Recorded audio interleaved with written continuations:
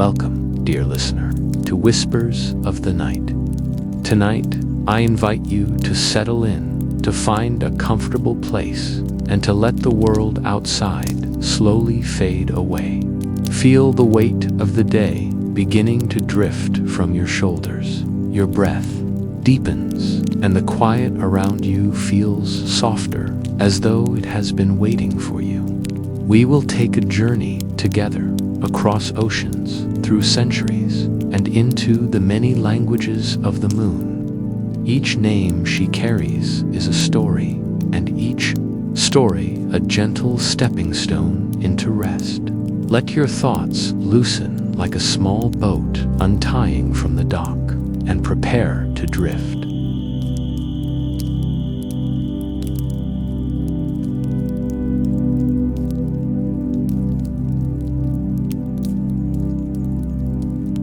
Now, take a deep, slow breath in and gently let it go. You are here in this moment, and the only thing you need to do is listen. Imagine yourself standing at the edge of a quiet shore. The sand beneath your feet is cool, smooth. Each wave that comes in carries a hush, as though it's whispering a secret meant only for you. Overhead, the moon hangs full and steady, her light touching the water and stretching toward you like a soft path. As you breathe, your thoughts begin to match the rhythm of the waves, in and out. Perhaps you notice the stars above, scattered like small silver shells across a midnight tide. Each one seems to breathe with you, their light steady and patient. With each breath, you feel yourself lighter, softer, as if you are becoming part of the night itself. The gentle sound of the ocean cradles you. Every detail, the silver glint on the water, the faint scent of salt in the air, the call of a night bird, draws you deeper into calm. There is nowhere else to be, nothing to hold on to, only this and the quiet presence of the moon. Let her light guide you now as we begin our story.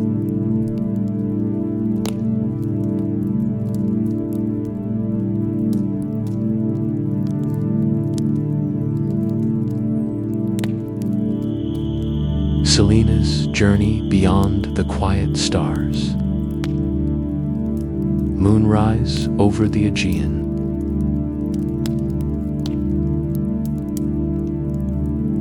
You stand on the edge of a rocky shore where Greece meets the slow pulse of the Aegean. The sun has long since slipped behind the hills, leaving the horizon an inky wash, faintly bruised with the last memory of gold. The air is cooler now, touched with salt and the scent of time carried from the slopes. The waves move with the patience of centuries, a gentle hush and sigh, as if the sea itself were breathing in its sleep. Then you see her.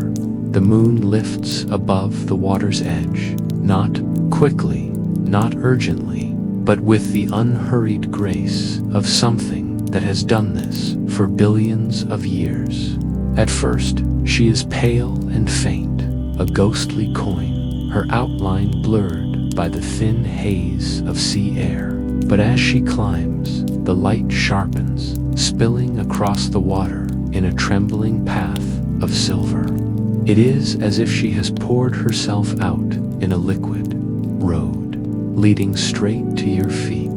The ancient Greeks called her Selene, sister of Helios, the sun, and Eos, the dawn.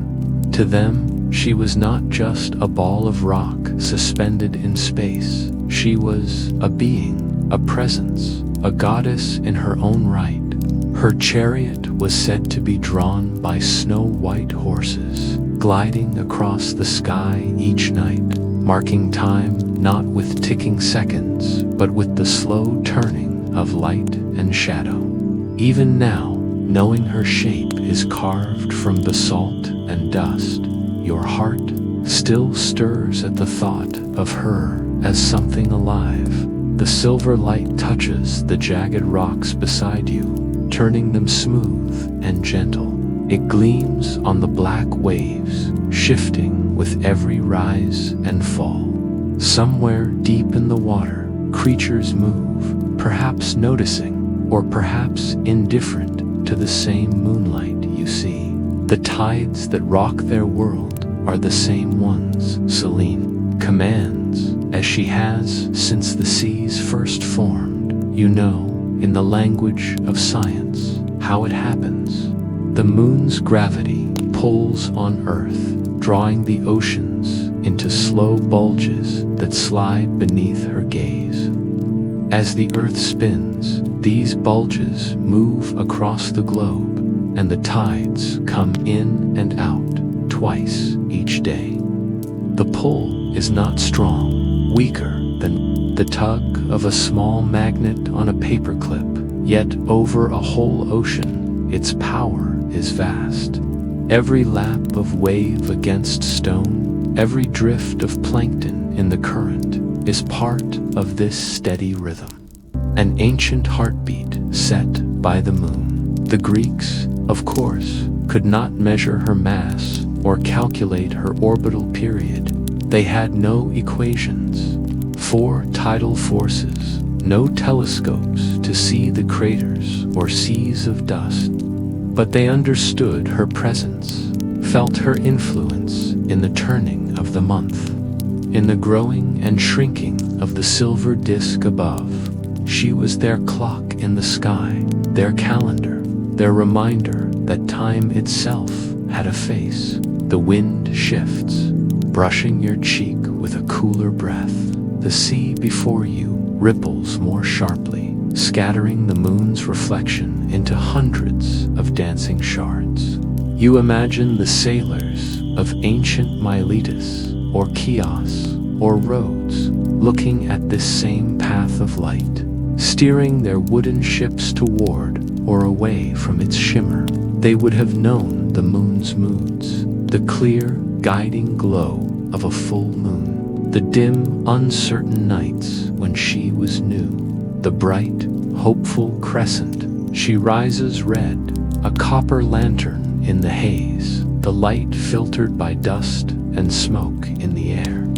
On others, she is silver blue, crisp and cold, as if carved from ice. And some nights, she wears a halo, a pale ring formed by ice crystals high in the sky, bending her light into a perfect circle. These halos, the old poets said, foretold storms.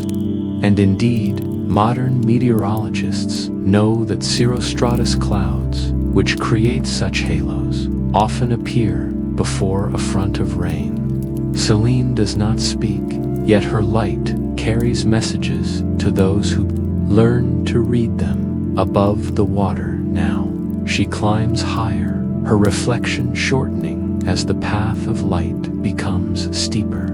You think of the moon not as a fixed, static thing, but as a traveler in her own right. Every month, she loops around the earth, always turning the same face toward us.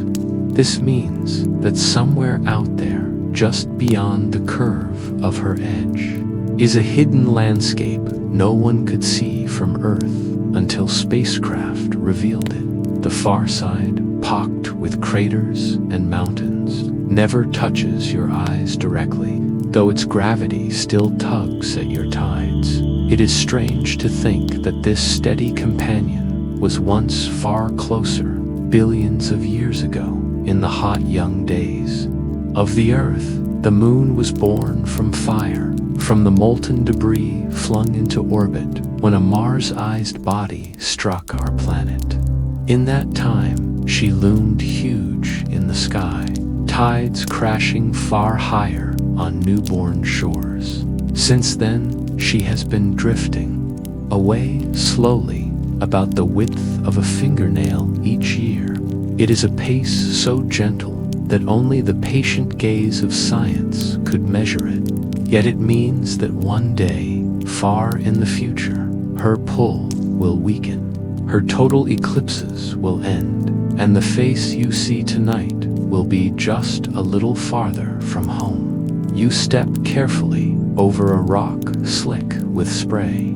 In the quiet between waves, you hear the sound of a fishing boat in the distance, its engine low and steady. Somewhere on its deck, perhaps someone glances toward the moon, feeling the same mixture of knowledge and wonder.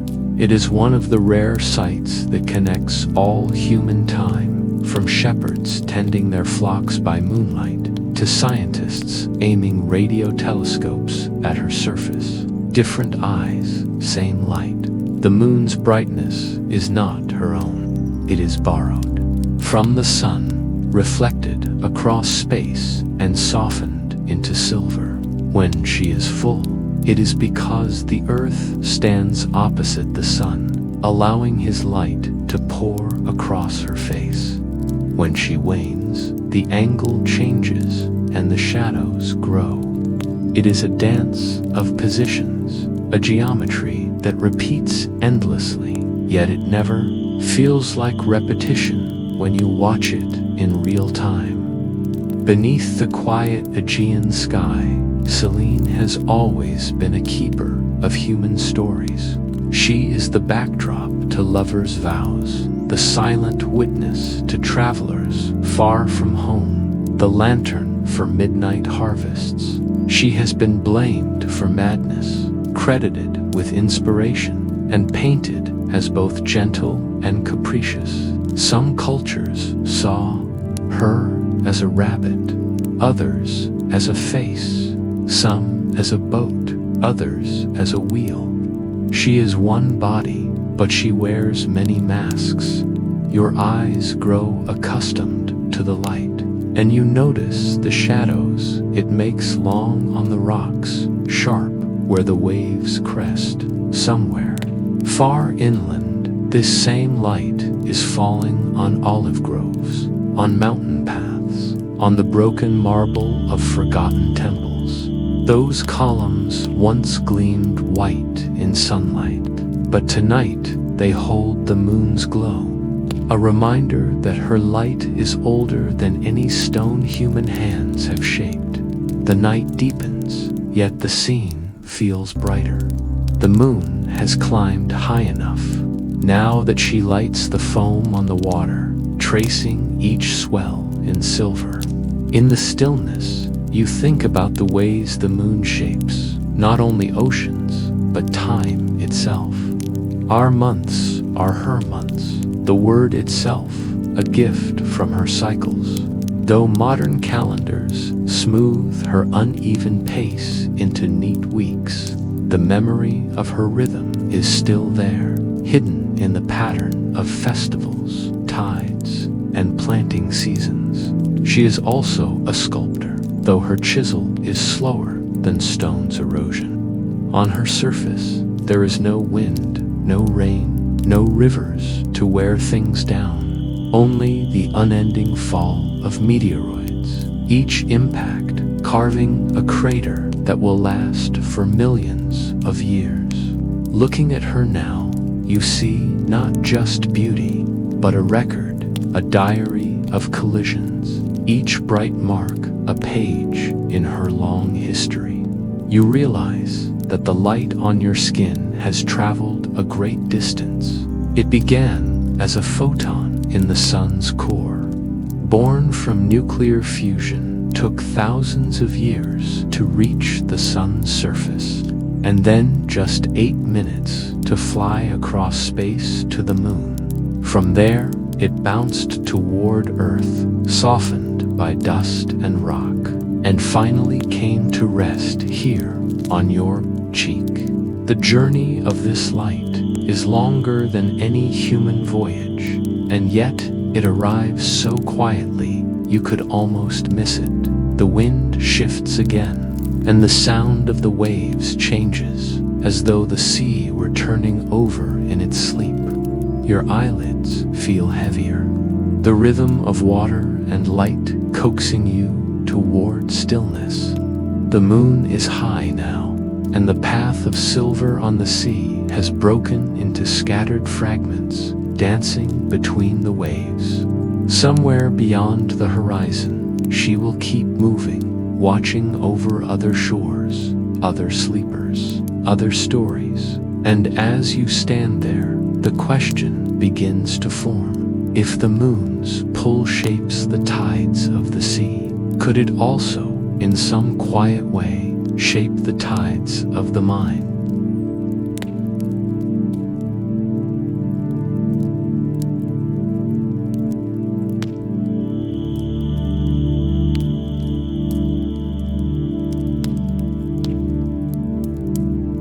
Chariot of quiet light.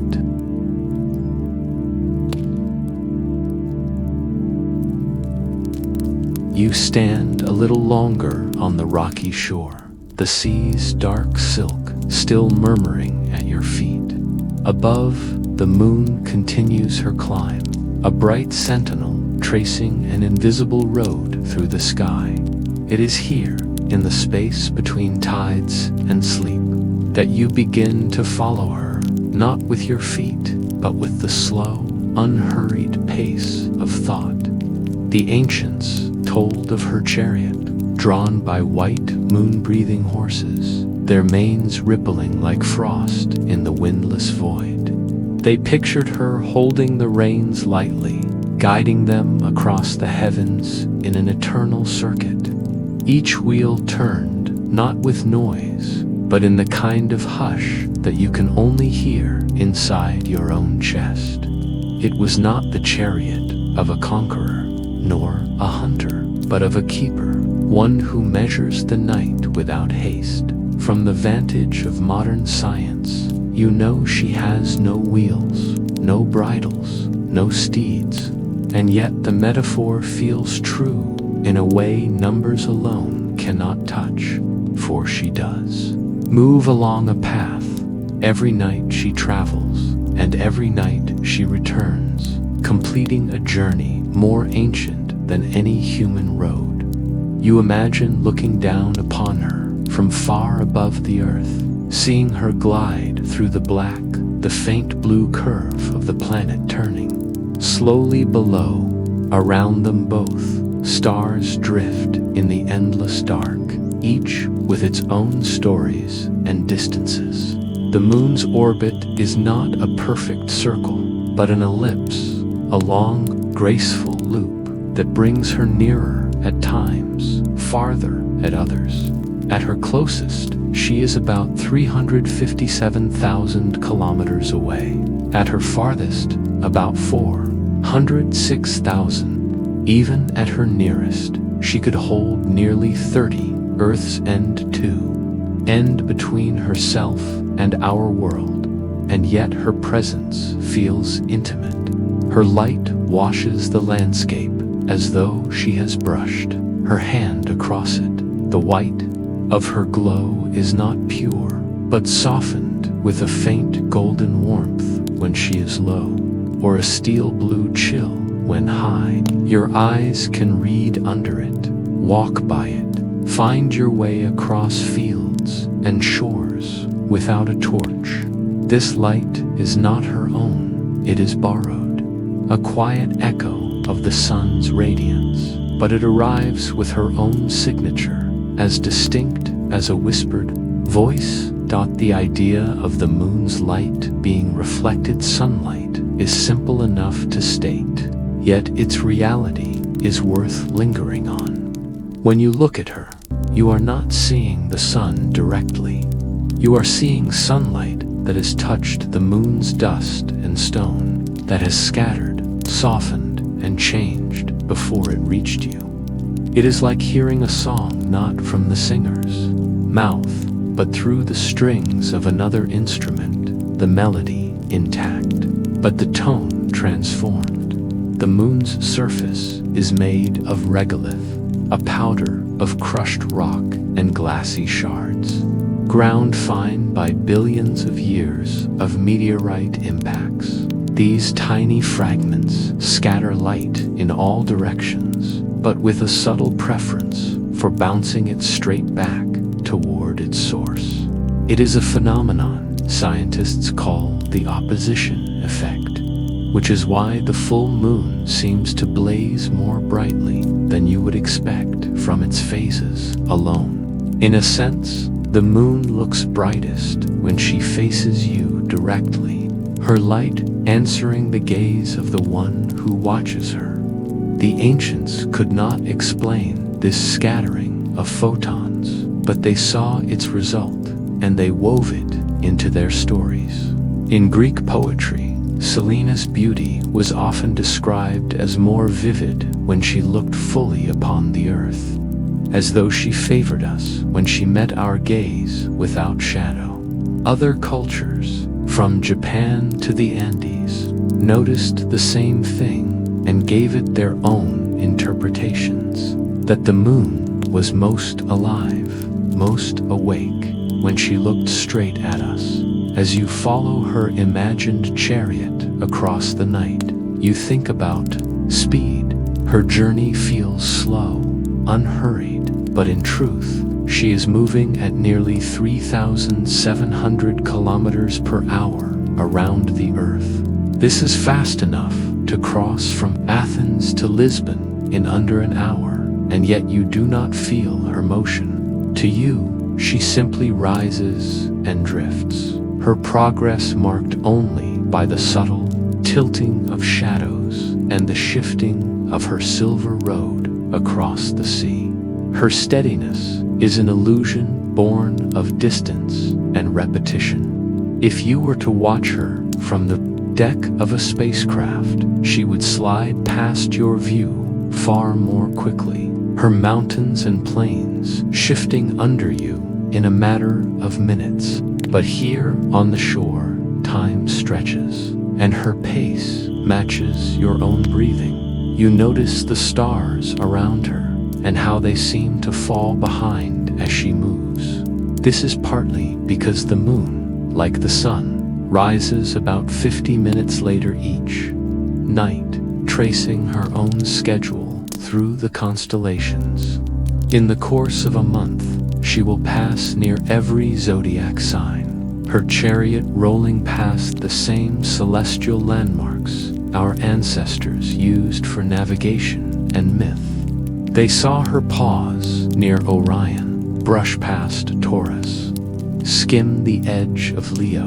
Her visits never hurried, yet never random. Sometimes she eclipses a star entirely, hiding it for minutes at a time before revealing it again. To the naked eye, this is like watching her close her hand over a tiny ember, then open it once more. In reality, the star is unimaginably distant, far beyond her, but the geometry of her position in the sky lets her appear to touch it. It is in such alignments that the chariot metaphor feels most alive. Her path is measured, deliberate, and though the horses are invisible, you sense their sure-footedness. Her route has been charted for millions of years ahead, her returns predictable with exquisite precision. Astronomers can tell you not only where she will be tomorrow, but where she will stand in the sky on the same date a century from now. And yet, there is still mystery. The moon's rotation is locked to her orbit. She always shows us the same face. It is a slow turning, perfectly matched to her journey, as if the chariot wheels and the road beneath them were crafted together. No matter where you stand on Earth, you will see the same familiar seas and craters, the same man in the moon or rabbit that your ancestors saw. The far side remains hidden, lit only by the sun, visited only by machines. Even now, in an age of satellites and probes, there is something deeply human about the idea that one side of her face is always turned toward home, and the other, forever, looks outward. You follow her, higher into the night, noticing how the world changes under her gaze. The colors drain to shades of silver and blue. Edges sharpen, but shadows deepen, giving everything a quiet drama. Your own shadow moves subtly as she climbs, a companion that shifts its stance without a sound. In ancient times, people timed their lives to her pace. Farmers planted certain crops by the waxing moon, believing its growing light favored sprouting. Seeds, fishermen worked by its phases, knowing that some species of fish were drawn to the brightness on the water. Festivals, markets, and journeys were planned around her cycles, not just for the sake of light, provided the moon's orbit also carries her into Earth's shadow from time to time, creating the slow drama of a lunar eclipse. As the shadow begins to cover her, she dims and takes on a copper-red glow, lit only by sunlight that has passed through Earth's atmosphere. To watch an eclipse is to see the chariot wheel through darkness, a reminder that even the steadiest traveler has moments of hiddenness. You think of her not only as a traveler, but as a timekeeper. Her return to the same point in the sky, phase by phase, was the earliest human calendar. Long before mechanical clocks or printed almanacs, her presence marked the passing of nights and months. In many languages, the word for month still carries the echo of moon. To watch her cross the night is to watch time itself, not the ticking of a second hand, but the turning of a great slow wheel, somewhere far away beyond the curve of the horizon. The moon is casting the same light over forests, deserts, and cities. She touches rooftops and riverbanks, mountaintops, and quiet valleys. Her chariot's route is not confined to one land or sea, but wraps the whole world in its gentle circuit. Wherever she goes, she carries both memory and promise. Memory of all the nights she has seen, and promise that she will come again. And as you follow her journey in your mind, you feel a quiet question begin to form, like a pebble dropped into still water. If the moon's steady orbit can guide the seas and the rhythms of life, might her light also guide the hidden currents within you? Currents that move not in water, but in thought.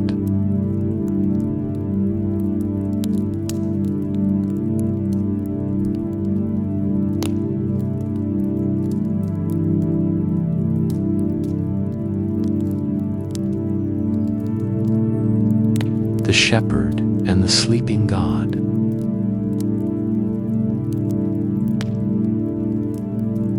The night has grown deeper, and the air feels softer now, as though the world itself is beginning to rest. You leave the shore behind and follow a faint, winding path inland. It leads you through olive groves, their silver leaves whispering in the cool breeze, until you reach a wide, open meadow. The grass here is pale in the moonlight, bending gently as if in sleep.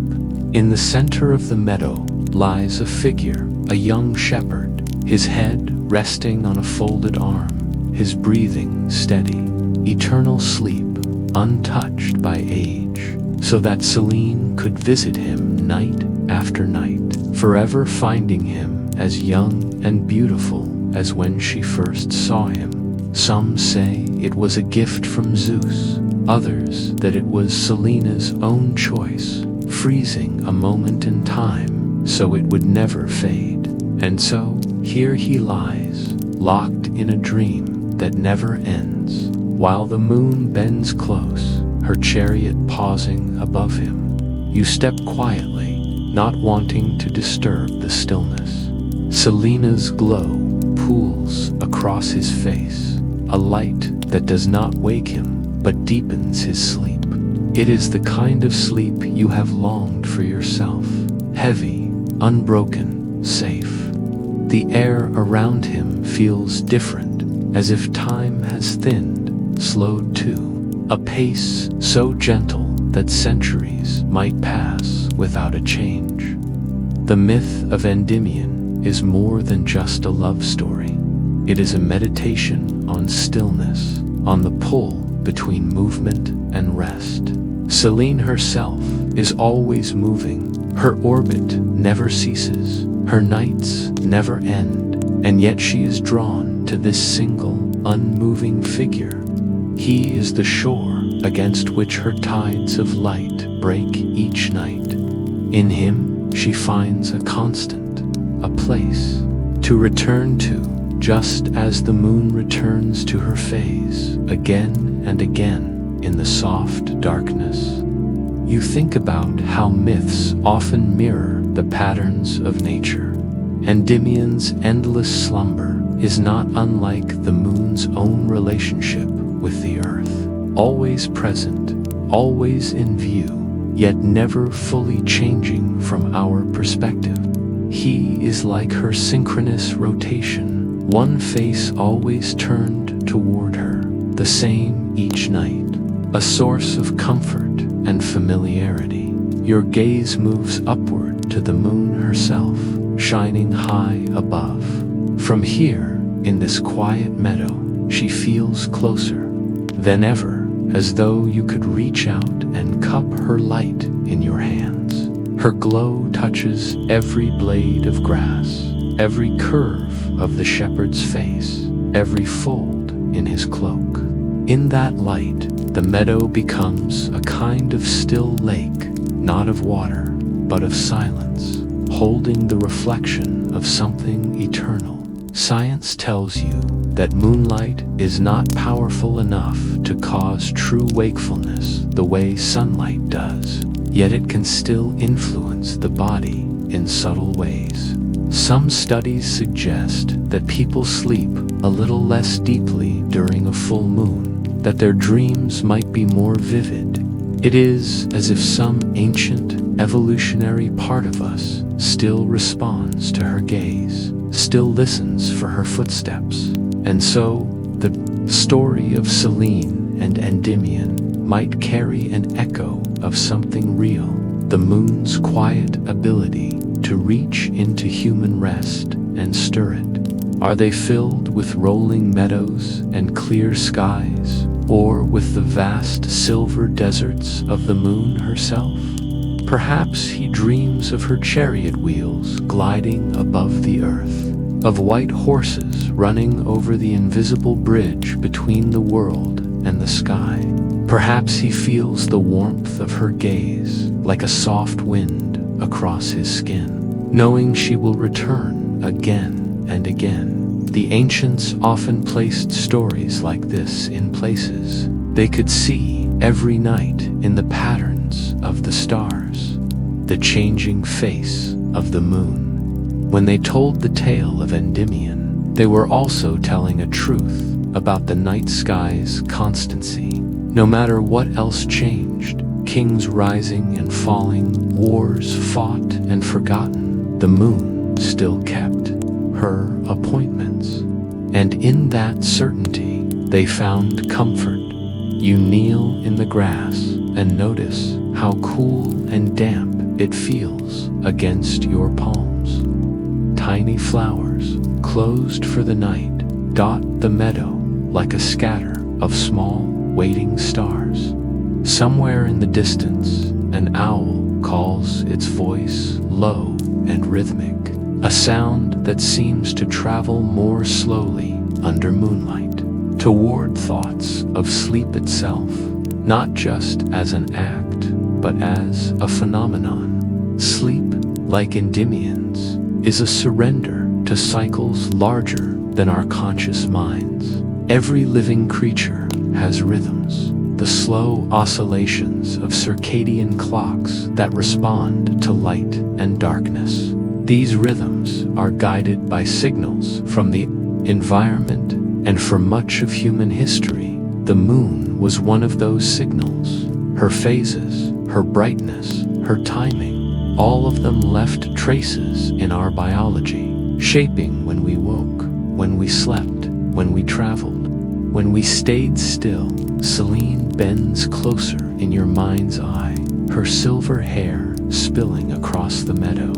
In myth, she is not a fleeting visitor, she lingers, and perhaps that is what gives her love for Endymion its power, the willingness to return, again and again, to the same place, the same face. It is devotion, measured not in grand gestures, but in countless small, patient nights. You look at the shepherd's closed eyes and wonder whether he knows she is there. Does he dream of her, or is she simply the light outside his dreaming world? The way moonlight pools across your own bedroom floor without pulling you from sleep.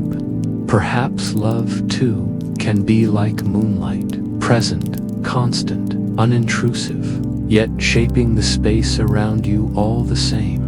The story has variations, as myths often do. Some say Endymion was not a shepherd at all, but a king, or an astronomer, or even a hunter. Some say he chose eternal sleep himself, preferring the perfection of dreams to the imperfection of waking life. But all agree on the image, the moon above, the sleeper below, and between them, a bond unbroken by time. Above the meadow, the stars wheel slowly, and you think of how they too have been silent witnesses to the scene for millennia. The same constellations have passed overhead since long before the first telling of this story. Their patterns unchanged, though the earth beneath them has transformed again and again. They are like the chorus to Selena's solo, adding depth to her nightly song. Somewhere far from here, on a mountain peak, or in a city square, someone else might be looking at the moon right now. They may not know the name Endymion, but they might feel the same quiet pull, the sense that the moon is both far and near, both untouchable and intimately present. In that way, the myth lives on, not in books or temples, but in the simple act of looking upward. The shepherd sleeps on, his chest rising and falling like a tide. The breeze shifts, carrying the scent of herbs from the nearby hills. Selena's light drapes over him like a blanket, smooth and unwrinkled, a perfect fit for the contours of his body. It is easy to believe that nothing could disturb him, that even if centuries passed, he would still be here, just as he is now. You lie back in the grass and feel the cool earth beneath you. From here, the moon seems to hang directly overhead, her light so clear that you can almost see the outlines of the great lunar Maria, the dark plains formed by ancient volcanic flows. They are the seas of the moon, though they hold no water, yet in the minds of early astronomers and poets, they became oceans of silver, perhaps the very seas on which Selena's chariot sails. The longer you watch, the more the world around you fades. The meadow, the hills, the faint line of olive trees, all dissolve into a wash of silver and shadow.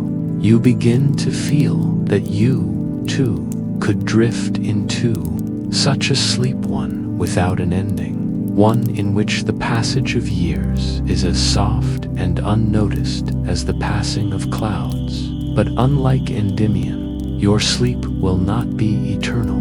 You will wake, and the moon will continue her rounds, visiting others, as she has always done. Perhaps that is the difference between myth and life. In the myth, the moment is preserved forever, while in life, the shepherd dreams on. The goddess moves across the sky, her chariot wheels silent, her gaze unwavering, ready to begin its own journey across the heavens. Wonder if Selene can pause for love. Can the sun pause for anything at all?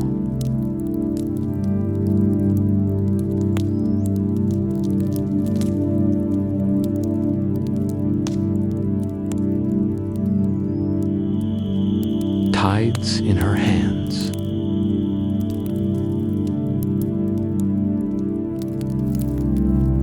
The question lingers in your mind as you make your way back to the water's edge.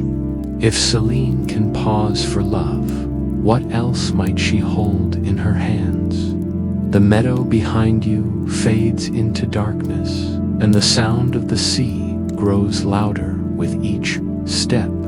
It is a sound that is older than language, older even than the story of Endymion, the slow, endless breath of the ocean dot.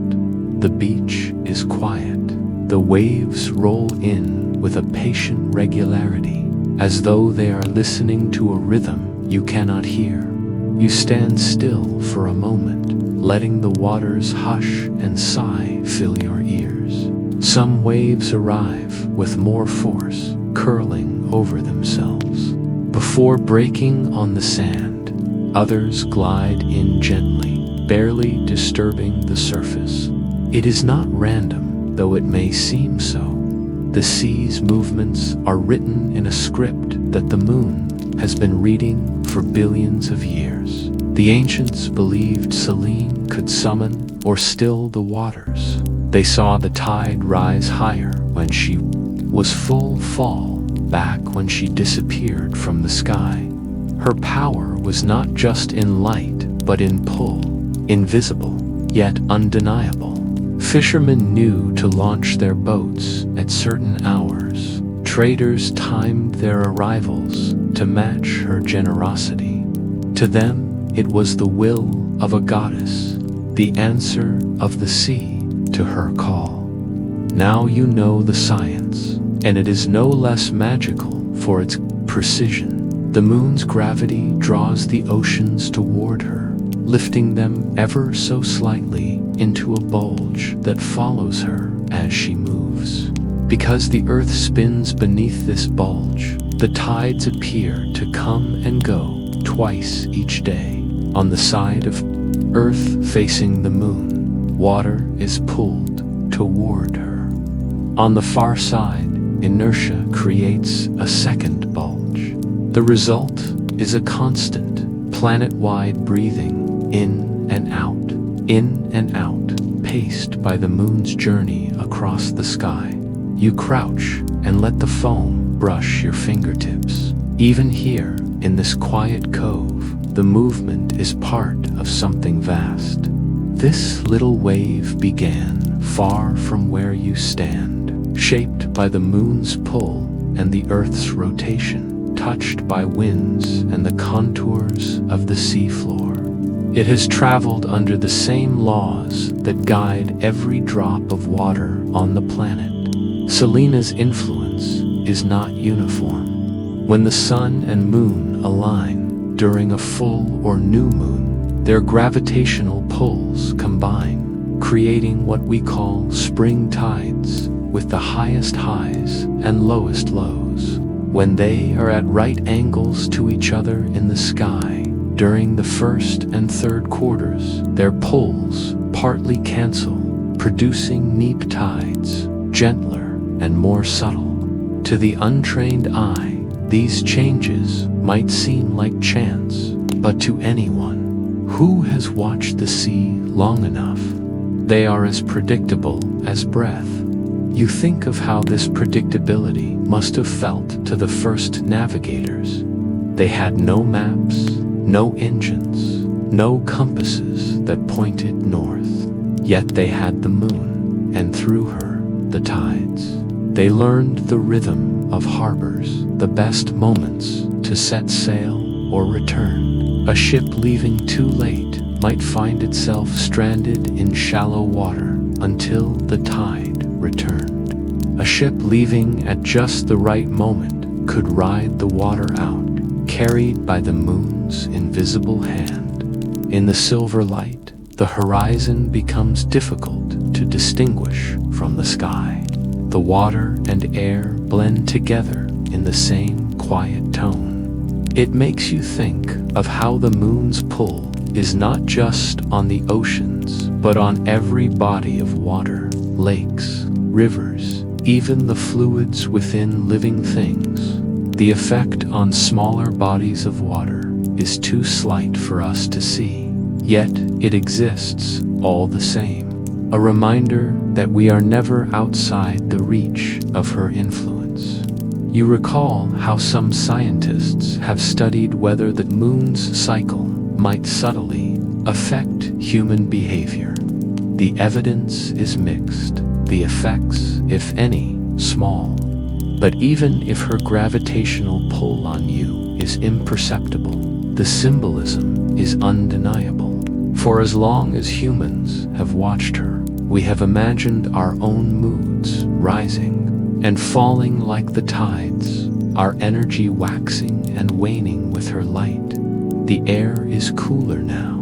The tide has shifted just slightly since you arrived.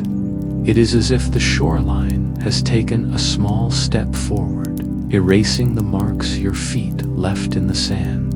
The water will keep advancing until the moon has passed a certain point in the sky. Then it will begin its slow retreat. You realize that somewhere on the opposite side of the world, the tide is also high, and somewhere else, it is low, all connected by the same silent tether. Standing there, you picture the moon from space. You see her locked in her endless circuit around Earth, pulling at the oceans like a child turning a spinning globe with gentle fingertips. The oceans do not rush after her in great swells, but respond with a slow grace.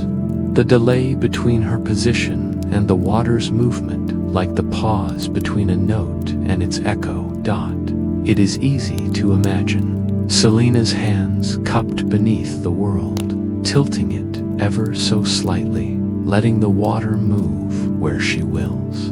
The myth and the science weave together. Here, the goddess bending low, the satellite exerting its pull. Both speak to a relationship between sky and sea that is as constant as any law of physics, as enduring as any love story.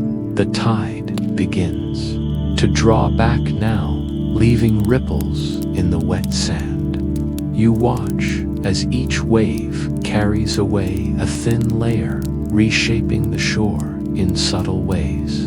Given enough time, the tides can change entire coastlines, eroding cliffs, building sandbars, altering the shape of bays. The moon's hand is patient, working not in days, but in centuries. You think of ancient structures built to honor this relationship, tidal pools carved into rock to trap fish, harbors shaped to work with the moon's schedule, stone markers placed to track the highest and lowest waters. Long before the theory of gravitation, humans understood the practical side of tides. They saw in the moon not just beauty, but reliability, a guide they could trust. A wave surges a little higher, and you step back, laughing softly at the surprise. It is a gentle reminder that the sea, though predictable in pattern, is always alive in its details. The moon sets the rhythm, but the wind, the weather, and the shape of the ocean floor add their own variations. It is like a song played by many musicians, the same melody, yet never quite the same performance twice. Your eyes drift to the line where the moon's reflection shivers on the water. The light is not still, it stretches and bends with every movement of the waves, scattering into pieces and reforming again. It is a visual echo of the tide itself, always shifting, yet always returning to its shape. You close your eyes for a moment and listen. Without sight, the waves become a pure rhythm, a heartbeat slowed to the edge of stillness. You can feel the pull of the moon not as a force on your body, but as an invitation in your thoughts, a pull toward calm, toward surrender. You imagine that if you stayed here long enough, your own breathing would match the waters, and the waters would match the moon's. When you open your eyes, the tide has slipped back a little more. The exposed sand gleams in the moonlight, patterned with ripples like the lines of a sleeping palm. Somewhere out there, tiny crabs scuttle between pools, and fish adjust to the changing depth. The moon does not need to command them directly. Her pull shapes their world in ways they may not even know. You take a step into the shallow water, feeling the push and pull against your ankles. The movement is gentle but steady, a reminder that you are standing in the midst of a cycle that never stops, not when you sleep, not when the world changes, not when centuries pass. The tides have been here since the oceans first formed, and they will be here long after every footprint on this beach has faded. Above you, Selene watches. Her face is bright tonight, nearly full, her path high in the sky. The waves answer her, without hesitation, their language older than words. And you, too, feel that pull, not of gravity, perhaps, but of something like belonging. You turn slowly, taking in the long sweep of the shoreline, the dark shapes of rocks at either end. The sea is not in a hurry, and neither are you. Here, under the moon's quiet rule, time feels less like a straight line and more like the tide itself, advancing, retreating, returning, somewhere beyond the horizon. The moon's light touches other waters, other shores, other watchers. The connection is invisible, but it is there, a single hand moving the seas of the whole world. You imagine ships in the night, guided by her position, their hulls lifted and lowered by the same rhythm at your feet. The tide has nearly reached its lowest point now. The waves break farther away, and the exposed beach stretches wider. Soon, the water will begin its slow climb again, the moon's pull turning the great wheel of the ocean once more. The cycle will repeat, as it always has, as it always will. You stay until the first faint hint of change, the smallest curl of water creeping higher, the first whisper of the returning tide. And you think, as you watch it, about how even in darkness there are forces moving us all, quiet and constant, shaping the edges of our lives. You wonder if the moon's hands can shape the sea. What could the sun's warmth shape in the air?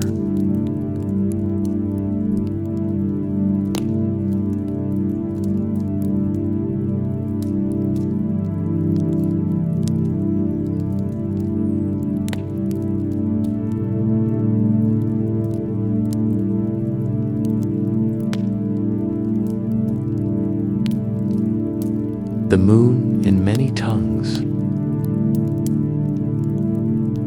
You stand on the threshold of night, where the air is cool and still, and the horizon hums with the quiet breath of distant lands.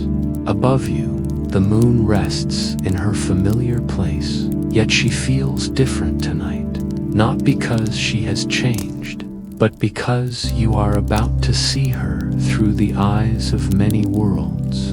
The wind carries whispers from faraway villages, mountain temples, riverbanks. Over the mountains, and across the darkened fields. She is Luna. The word is soft and rounded, like the curve of her own glowing arc. In Latin, Luna means simply moon, but it holds centuries of poetry, art, and longing. Roman writers looked up at the same pale disk and imagined her as a goddess, moving in the slow, measured rhythm of the heavens. To them, she was both a timekeeper and a lightbringer, guardian of the tides and the night. The stones cool beneath the sandals of a traveler who glances upward, seeing Luna as you see her now. The connection is unbroken, a silver thread running from their world to yours. Farther still, in the lands of the Ganges and the Himalayas, she is Chandra, a Sanskrit name that shimmers like a bell tone in the stillness. Chandra is more than a celestial body. He is a deity in Hindu mythology, often depicted riding a chariot across the sky, drawn by antelopes or horses. His light is gentle, nourishing, and cool, like the soothing touch of night on a warm day.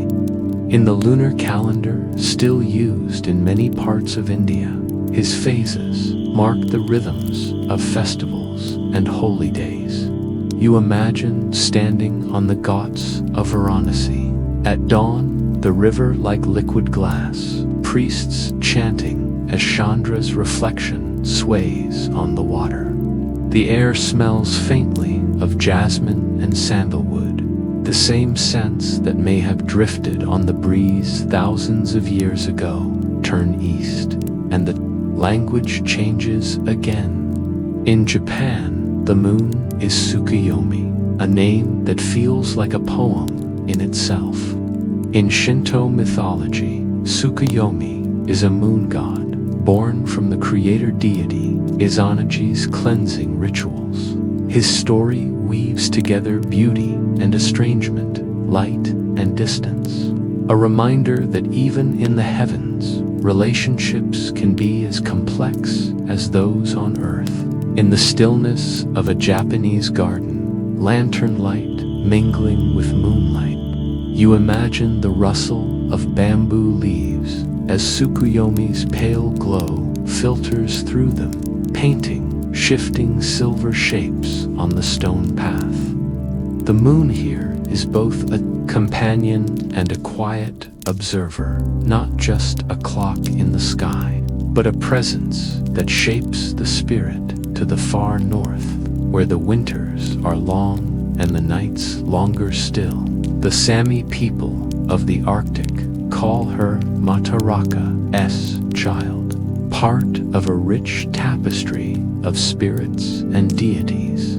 The moon, in their tradition, is tied to cycles of hunting, migration, and survival. Its light guiding travelers across frozen landscapes where the stars feel close enough to touch. You picture a reindeer-drawn sled moving silently over snow, so cold it squeaks under the runners. The moon casting a steady glow over the endless white. In these lands, her light is not just beauty, it is safety, a constant companion when the sun disappears for weeks, and then southward again, across deserts and date groves in the Arabic-speaking world. She is Alkamar, a name that rolls off the tongue with quiet dignity. In Islamic tradition, the moon is a key marker of time, its cycles guiding the months of the lunar calendar and the holy days within them. You think of a clear desert night, sand cooling underfoot, the Milky Way spilling across the sky. The call to prayer has faded into stillness, and Alkamar hangs above, watching as she always has. In this light, the boundaries between centuries blur. The same moon once lit the journeys of caravans laden with spices and silks, just as it now lights the paths of those returning home from evening markets. Each name carries not only language, but history. They are like different masks worn by the same face, shifting, shimmering, yet always recognizably hers.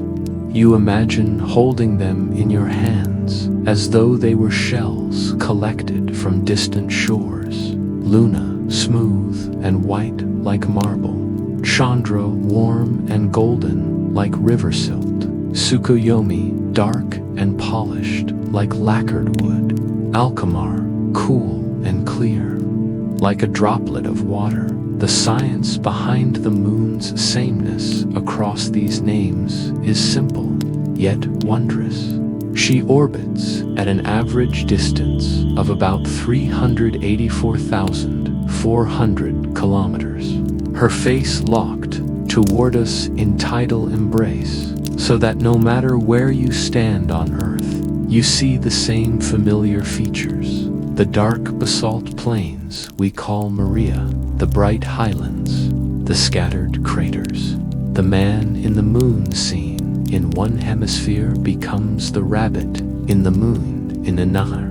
The mind finding stories in her geography, like children tracing pictures in clouds. This is why she can be both universal and personal.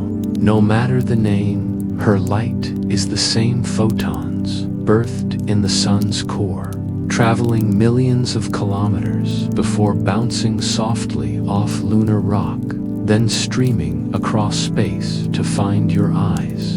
A journey of light that began before the moment you were born and will continue long after your footsteps fade from the earth.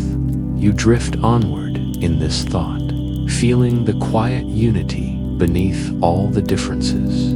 Somewhere, a child is learning to say Luna for the first time. Somewhere else, another child is learning Suki or Kamar. They may never meet, but they are both speaking to the same silver light, the same ancient witness.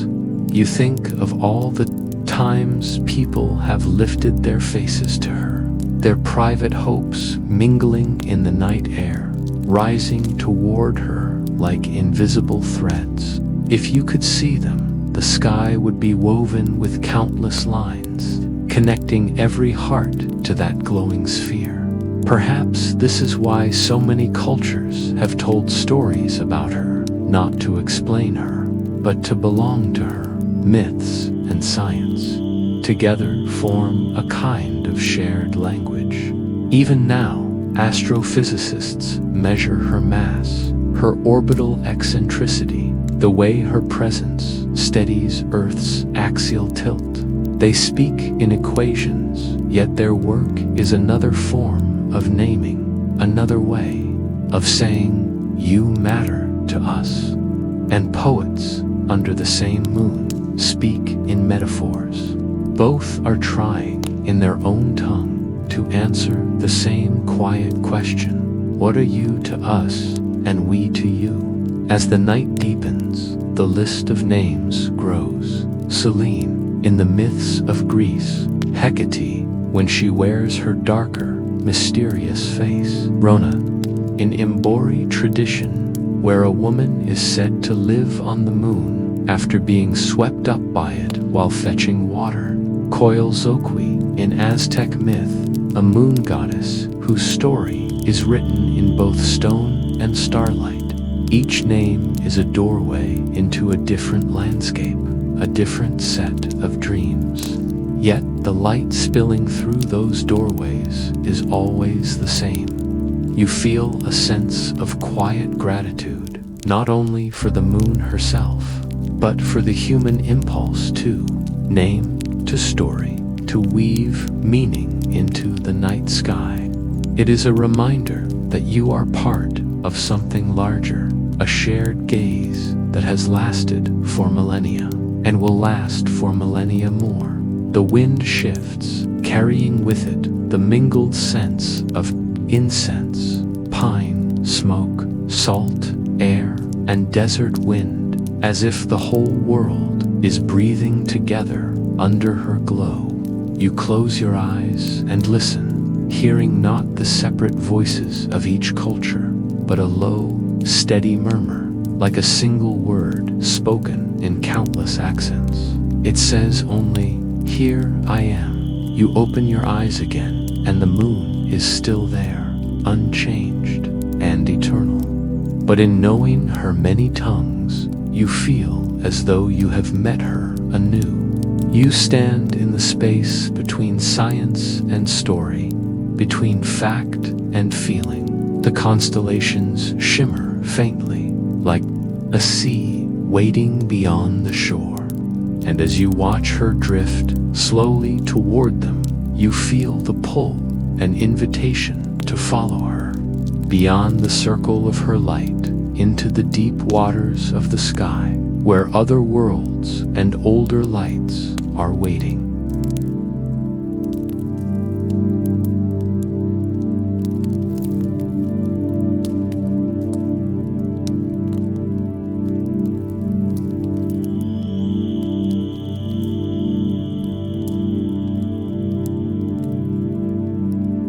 Beyond the quiet stars. You find yourself standing on a shoreline not made of sand or stone, but of shadow and starlight.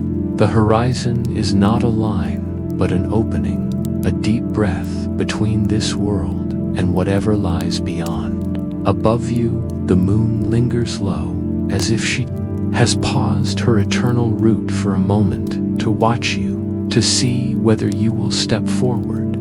The air is hushed, still, and yet alive with something you cannot name, a quiet that hums like a distant tide, felt more than heard. You inhale slowly, the way one might when standing before something vast. The night air carries the faint scent of earth cooling after day, mixed with the imagined sweetness of places far from here. You feel Selene's light against your skin, not heat, but a cool radiance, like silk laid gently over your shoulders. She is no longer only the moon of your own sky. Tonight, she is a companion on the edge of the infinite, above and around her. The stars scatter themselves across the dark, their arrangement both random and deeply purposeful. You remember that what you see now is ancient light. Some beams began their journey long before any human ever spoke a name for the moon. Many of these stars are gone now, their fires extinguished centuries or millennia ago. Yet their light still travels, carrying their memory across the abyss.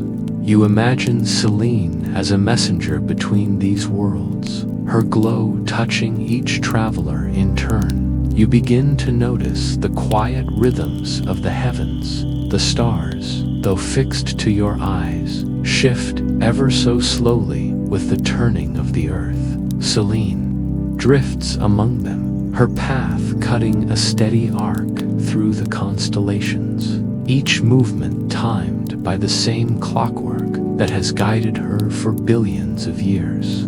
The ancients saw her as the charioteer of the night. Yet here, on this imagined shore, she is something gentler, not driving the heavens forward, but flowing with them, a passenger of the same great current. The quiet deepens as your thoughts slow. You remember that beyond these familiar constellations are galaxies, spiraling seas of light, each one holding countless suns, each sun holding its own companions, its own Selene-like moons. Some moons may be barren, rock, silent, and cold. Others may hold oceans beneath shells of ice, oceans that never see the light of a sun, but glow faintly with their own hidden warmth. Somewhere, perhaps, light from another moon brushes the waves of an alien sea, just as Selene brushes yours. your mind drifts further, past the stars, past even the shape of the Milky Way itself. The galaxy becomes a single pearl of light among billions more suspended in the black. Between each, there is more space than you can comprehend. Distances so vast, they cannot be crossed in a human lifetime or in 1,000 lifetimes. And yet, the moon's light feels as though it knows no such limits. She reaches beyond the way a thought or a dream can leap to places your body cannot follow. You think of the astronomers who have looked beyond her glow, in observatories perched high in mountains, or set adrift in the vacuum of space. They have sent their eyes farther than human senses were ever meant to reach.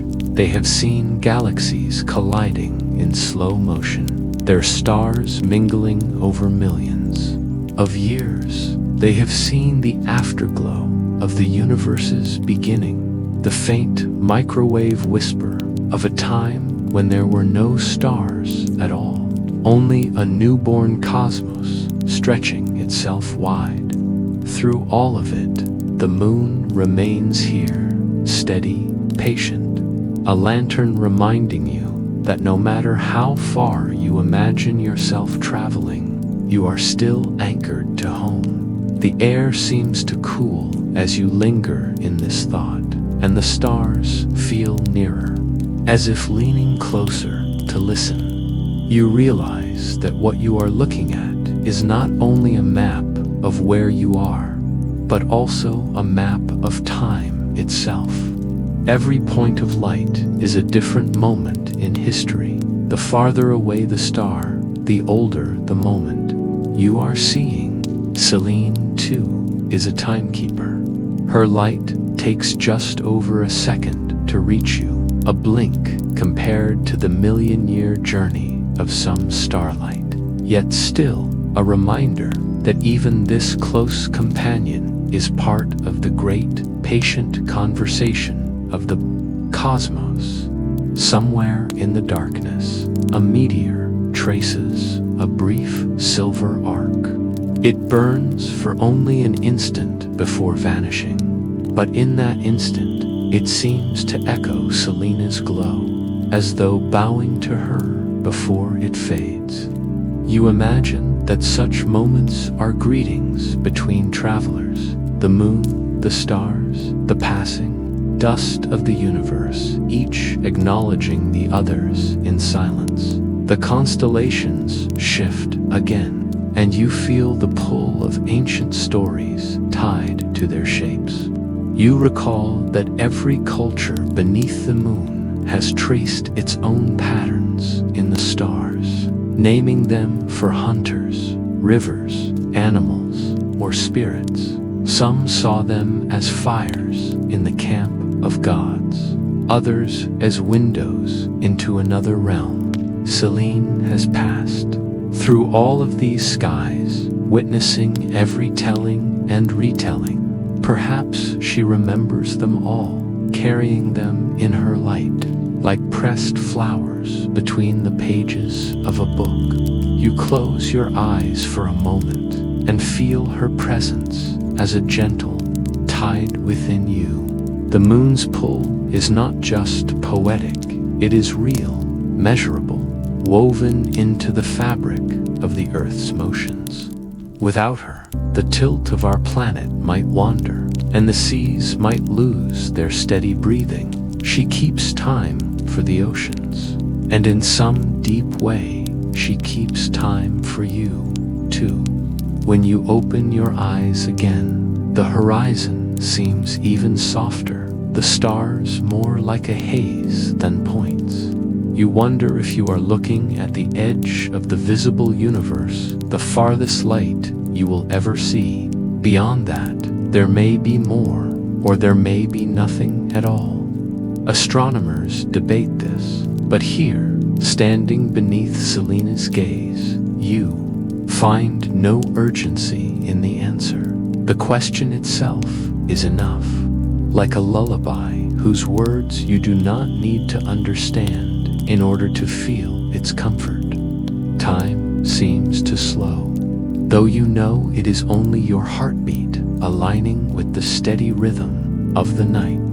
The moon continues her path, unhurried, her silver road stretching forward into spaces you can only dream of. You imagine following her, past the stars, past the galaxies, past even the whisper of the first light. You imagine arriving somewhere, so still, so quiet, that the only sound is the soft glow of existence itself. And in that imagined place, you understand that Selene is not bound to the earth or even to your sky. She is part of something far greater, a network of light that threads through every moment, every corner of space, every watching eye. You are not apart from it. You are within it, carried along like a leaf on a current that began long before.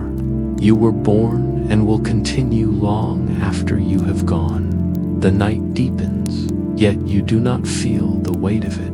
Instead, it feels like a blanket being drawn gently closer.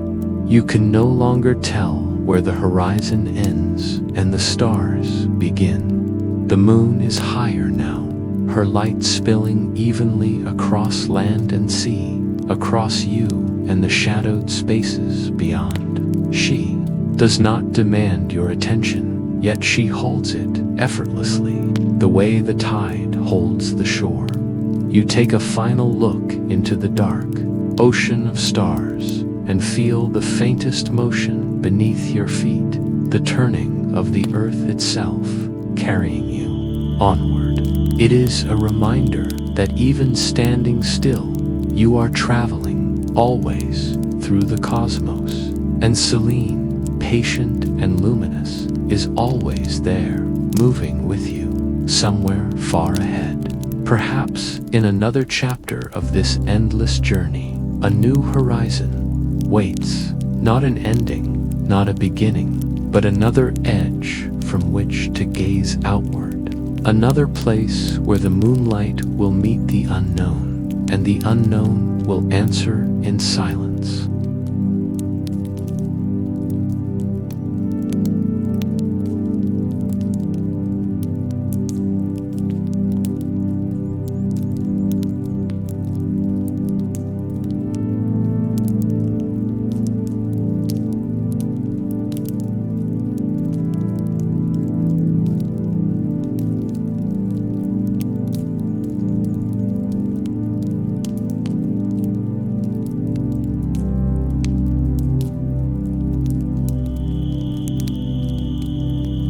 Thank you for joining me tonight in this gentle journey beneath the moon's many names.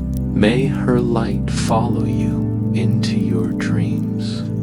Until we meet again.